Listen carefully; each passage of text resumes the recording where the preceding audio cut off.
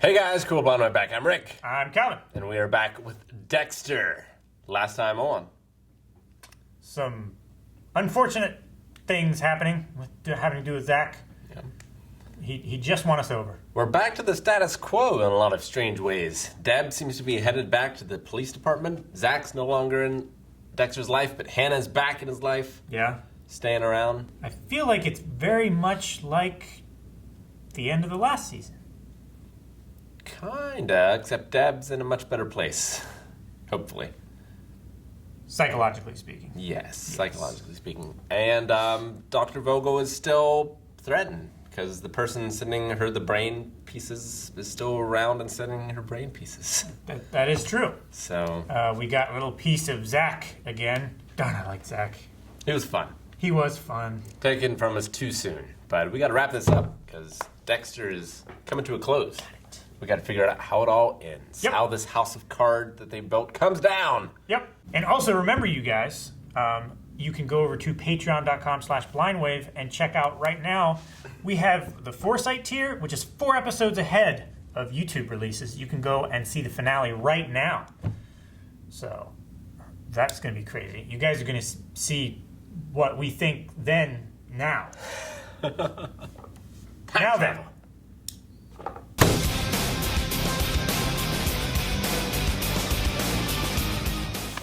So, how's it gonna end? Are the son-mother duo gonna kill Dexter and steal the perfect ending from him? I would assume that... Or is Dexter gonna have to kill them both? I mean, I feel like if he kills Daniel, then he has to kill her too. Vogel. Probably. Because he's got to have Vogel not say anything. Yeah. And she's not gonna forgive him, probably. Yeah. But it seems like Hannah can't just stick around. So, like, Dexter will either have to get caught and have to die or have to leave. Like, he can't just stay. Unless Hannah dies, gets caught, or leaves. Without him. Yeah. Which I guess is possible. But just because of the track record of the show, I would assume that Hannah dies. And that, like, finally throws Dexter off the edge. And then he gets caught. Maybe? Maybe. That's where I'm going, I think. I mean, Vogel knows literally everything about Dexter's life that they could use to manipulate, blackmail, hostage. Mm-hmm. And he knows, too. Daniel. Yeah. Hannah knows, Deb knows. And that's pretty much it. Definitely feel like Dexter is not in a position of power here. Well, I mean, the thing could be, if Dexter really is the only one that can, like, straddle both worlds, and Daniel can't, like, maybe Daniel kills his mom anyway, because he can't love her. Yeah. So I doubt there's any, like, redeeming him at this point. No. He's too far gone. He's been doing it for too long. Or at least the show is telling us that someone who's been doing it that long without any kind of structure is, like, irredeemable. Maybe she's just wrong about all of them. And, like, they all could have been saved or whatever. Yeah. I don't know. Like, I can see why she would believe that, like, they can't be saved, so that way, like, there's no blame for her for what happened with Daniel. Because no one could have done anything. It's just the nature of the beast, and it's just the way they are.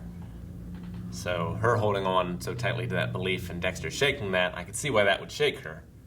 Of thinking, like, well, maybe there was something I could have done. Like, if I had come up with the coda earlier and applied that to Daniel, like, would he still be here? Would he... I feel like that has to be her thought. Like, why else would she have considered that as a treatment option so early on in Dexter and Harry's study? I guess, I don't know. Like, yeah. She seemed to have some kind of, like, skeleton of the code, like, already kind of assembled, right? Well, yeah, I mean, her assumption was always, like, there's no curing them. So just guide them. Yeah. Like, focus them to something that's useful in society. But Dexter seems to not fit that puzzle. And I think that's shaking her. But it could also give her belief in her son that maybe he can also love, like Dexter loves. And that's maybe a false hope, because maybe Dexter really is the only one. Yeah. He's like a mutant of a mutant. It's like if a mutant is 1 in 1,000, he's 1 in a million. It's hard to say which way they'll go. I feel like they have lots of avenues open to them. Because if Daniel killed his brother Richard, like, Dexter never killed Deb, never wanted to kill Deb, never had any urges to kill Deb. But he did kill Brian. True. But... But to save Deb. Yes. His sister. And it bothered him, you know? Yeah. Like, that seemed to be the spark for Daniel. Like, I think that was his first kill. Yes. And that just, like, led to more and more and more, and was the floodgates opening. Mm-hmm. And we knew that the killer had to be connected to Dexter or Vogel somehow. And it was Vogel's son. Yeah, I was just hoping it was somebody that was already in the story.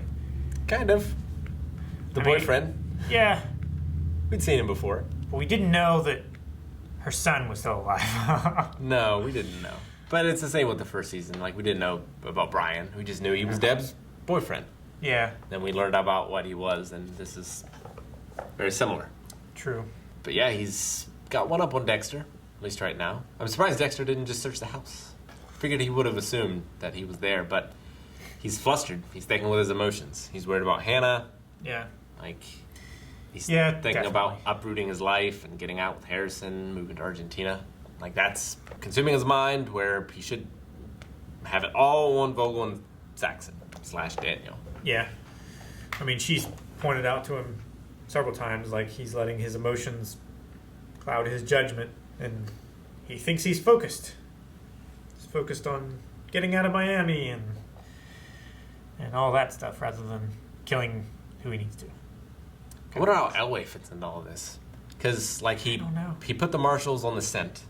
I was like, oh, well, that could lead to Hannah getting caught, but it seems like they're giving up now. So, I think it's a ruse, Rick. you think? I think it's a ruse so that I think the marshal suspects Dexter. Do you think he'll, like, follow him now that Yeah. he doesn't think he's being watched anymore? Yeah. Could be. Could be. And they'll spring the trap. Quinn kissed Deb. Yeah. Deb's a detective again, kind of. Yeah. She has her badge. I feel bad for Jamie. She was right. She was? She's right all along. But I also want this to happen so that she's just not with Quinn, because he's just not a good guy. That's true. She's had a bad track record as of late. Yeah.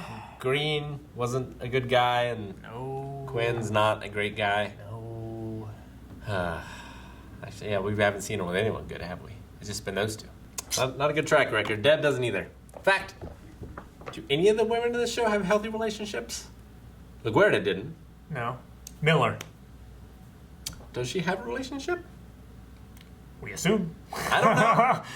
We know it's not a bad relationship, otherwise it'd be on the show, right? Like, Batista was divorced from his wife. Yeah. Masuka is Masuka, and he does whatever he does. His relationship with his daughter seems fine Yeah. so far. I mean, Sure. she's a little, out of place. Yes, she is. She's a little, as you say, out of place. I'm trying to think. Like, Deb and Dexter I guess they never really had a good relationship, because Dexter was never honest with her. Yeah. Rita, no. Lila, no. I mean, Rita was pretty good. Like, that Rita was certainly good the closest. for Dexter. Yeah, but Dexter was hiding it from Rita. Yeah. He never sees his son anymore. At least that we see. You mean Harrison? Yeah. Or his other He's son. like, yeah. He's like never around. He's always at work, or with Hannah, Or Jamie. or with Vogel. Oh, Dexter. Yeah. Yeah. Mm-hmm. Or hunting some other serial killer. Well, I think this is going to be his last one way or another. Well, it is the end of the season. It's the end of the series. Yep. So, one way or another, this is going to be his last hunt. Will he be the hunter or the hunted? We'll find out. And you guys can find out right now how this all ends over at patreon.com/blindwave. Check out the Foresight, where you get 4 episodes ahead of YouTube releases. It's awesome. Check that out. Also check out Raw Writer, where you get the full-length reaction. Provide your own reference footage. Check out twitch.tv/blindwave, where we stream almost every day of the week.